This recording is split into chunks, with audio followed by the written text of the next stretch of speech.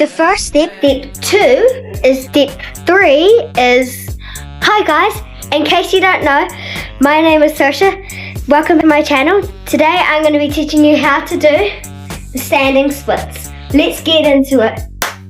In order to be able to do your standing splits, you need to be able to do your splits.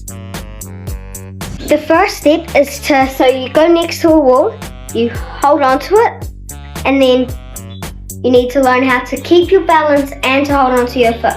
So just lift your foot up, you can point your toe, so you put your arm underneath, and then you grab your foot while it's underneath. See? And then to hold your balance, you look at something that doesn't move and focus on that one thing.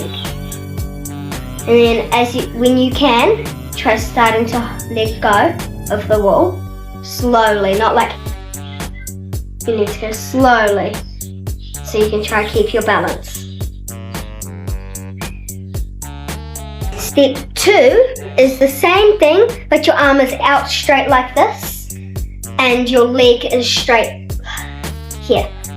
Look at that one thing that you were looking at before and slowly take your hand off.